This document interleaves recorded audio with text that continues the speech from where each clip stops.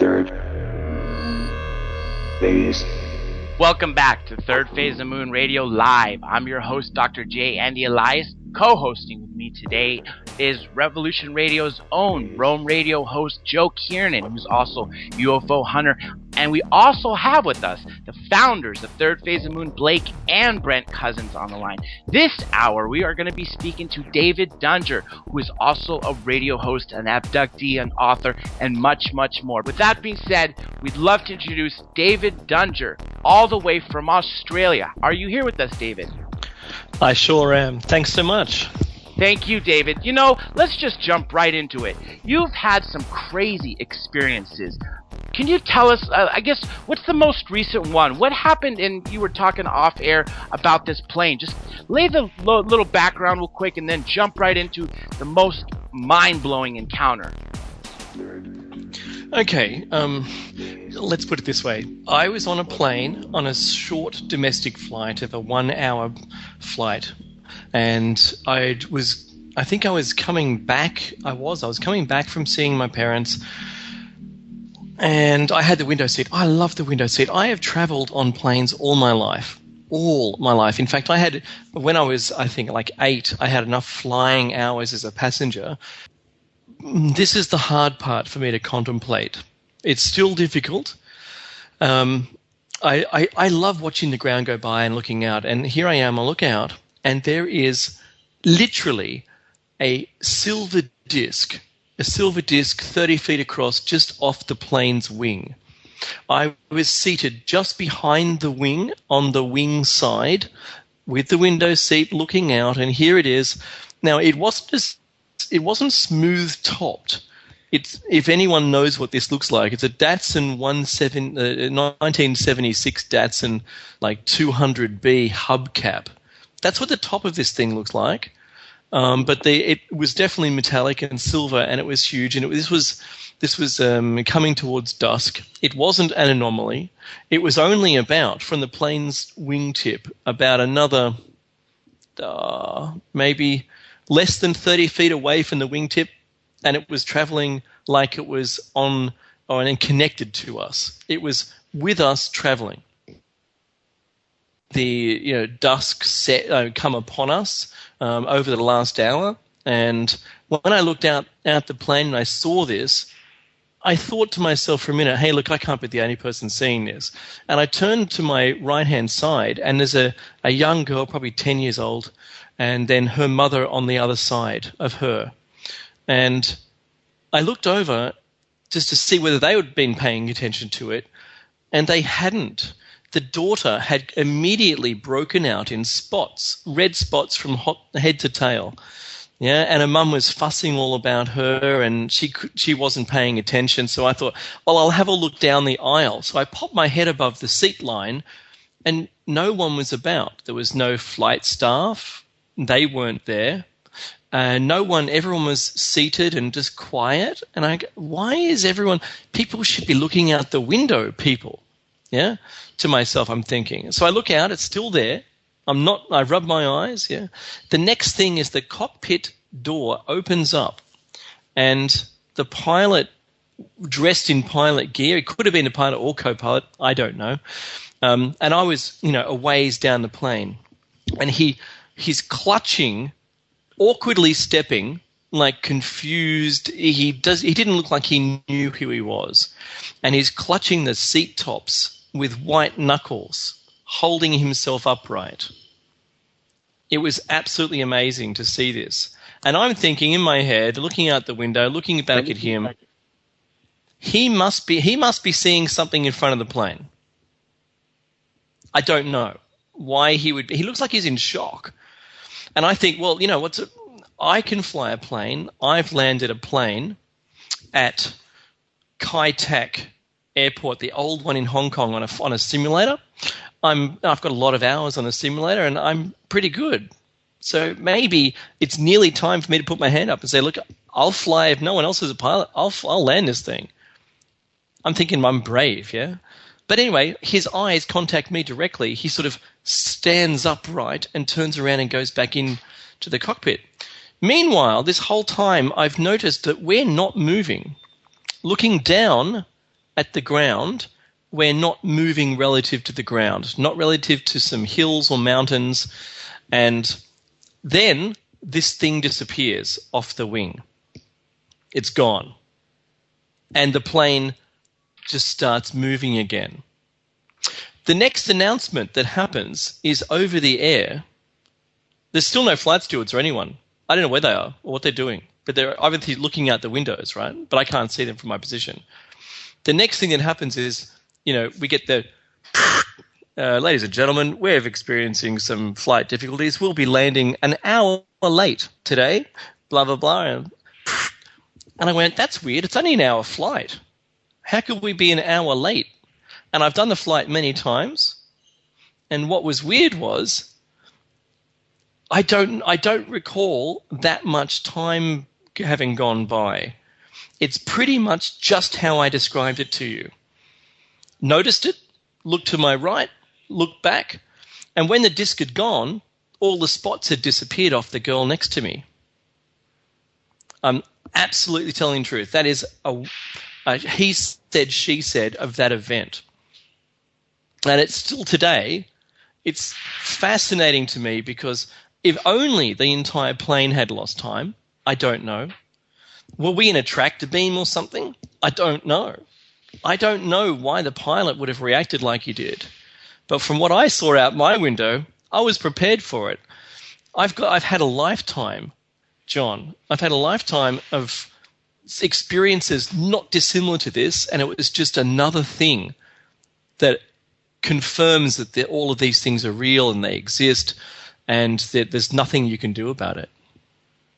There have been several of these cases where a pilot will be flying, and all of a sudden they'll seem to have jumped and saved a couple hours of their flight, or still others where they're flying and they know it's a 40-minute flight, but all of a sudden it takes 2 hours. They don't know what caused that delay, and it seems that the entire plane had some sort of incident. Did you speak to anybody on this plane after you guys landed, or do you think possibly everybody was maybe abducted if they had some missing time? What are your thoughts on it? Well, it's a good question because the only discussion with anyone on the flight was immediately after the spots had disappeared from the daughter. I looked around to the mother, who, I swear, did not talk to me the entire time. And I'm a talkative kind of person. I like it. I'm a radio host now. But when I looked over, she looked at me in the eyes, and the only words that she spoke to me were, "Oh, I thought you'd be different." Really? Now, and that's it. Now, have you had obviously you've been taken probably since you were a child, I'm assuming, right? Mm-hmm. Exactly, yes. Do you have these vivid memories of these eyes looking into you, or what can you tell us about the beings that are taking you? Yeah, so from a very young age, from about 4 years old, and they ramped up until I was about 12, and then they disappeared for a number of years until I was about, I don't know, 22, 21, 20, something like that. In my 20s, there was another one, and then there was a large gap, an honestly large gap that I don't remember very much, whether there was anything there, until about 26 or so, and then from then on, it's been, say once every 5 years or so. And it looks to be around about that kind of gap.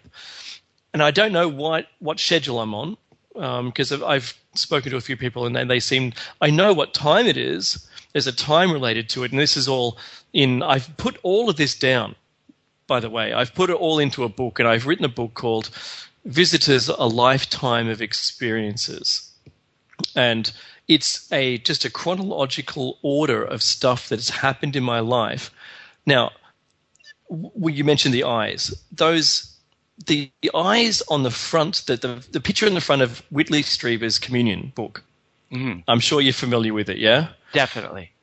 It was in the 80s, and I stood there with my mother, and tears were streaming down both of our faces. We were motionless and rigid with fear, looking at that face. outside the bookshop when it was first on display on its promotional, release to the public. And I didn't know my mother had tears running down her face until I looked at her, and she didn't know it with me. But it struck us so extraordinarily that, and today, my mother's passed. Yeah, she's passed on, and only in her deathbed did she say, "Watch out for the orange ones, the orange orbs." And I had no clue up until round about that time that she'd had any experience at all with this. But subsequently, I found out that, my parents had been called to my school because of things that I'd drawn. I ended up being regressed to find out what happened on a different day. And also in my childhood, I wanted to know what happened. What was weird was, up until when I saw my first one, I had no clue what I was to expect. When I saw one, if I saw one, I didn't quite believe it. I'd already seen discs. I've seen discs before, but certainly not an orange orb. Now, the orange orb, if you're not familiar with it, listening to this, it's a perfectly spherical ball that seems to glow orange light from the inside out. It appears to have a hard surface, but it's not a blinding light like you look at the sun. It's like heated metal. It's probably the best way to describe it. If you heat up metal, if you heat up metal so it glows, you can sort of see a texture on the outside of the metal, but still it's glowing and it gets a little whiter towards the center. But it doesn't seem to be hot. That's the weird part about it. So I was driving up on my own. We have a coast road like in the Pacific US. There's a number one highway. There's a number one highway here too, and it runs the full length of our coastline. And I was driving for like 12 hours on this road, and I got to a point right near the ocean where I saw an orange glowing thing. And it was, I'll use feet for the listeners. I normally translate it to yards, but I can use feet. So it was around about maybe 70 feet off the ground. It was less than half a mile away from me when I first saw it, and it hadn't crossed the road yet. It was traveling only at about 10 miles an hour. And it was traveling completely perpendicular to the way I was driving. So it was about to cross my road ahead of me, and I started to slow down. I was in complete fear of traveling beneath it. I didn't want to go near it. I wanted to keep distance between me and it. Not like a disc. If a disc lands, I'm going to run up and knock on it. Hey, guys, welcome to Earth or whatever, right? But not these things. I knew inherently that I had to fear it. It wasn't something natural. And even though my brain is telling me, oh, it's not something extraterrestrial, it's just an airplane engine on fire. But it was not.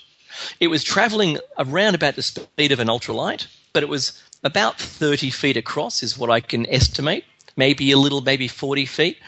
But I got so close to it as it traveled over the road, and I've actually done this in Photoshop. I made an image for the cover of my book, which is exactly what I saw. I'm pretty good at this stuff. I don't have any other photos or anything, but I had to make something for my cover, and I actually made what I saw. So including the dash, including the bonnet, the lights, the headlights, the fact that it was this dark on the street, and here's this thing traveling across over in front of me. And it was, because we're really close to the ocean, there was a sub-atmospheric layer, which is only about maybe 50 to 70 feet thick, which was very thick with moisture. And as this thing was scooting along just slowly over the top of this moisture barrier layer, just the bottom edge of it was causing a little vapor cloud, but not because it was moving fast, because it was interacting with it. And the cloud dissipated before it had left the edges, basically, of the back of it, like of its own width again. You've got to see the cover. I recommend that if you're interested in this, please, maybe read the rest of it. But this, that disappeared over the road and then went down into the ocean. And I was convinced when I was telling people afterwards that this was just, surely there'll be something on the news about it. But there was nothing. Days of moon.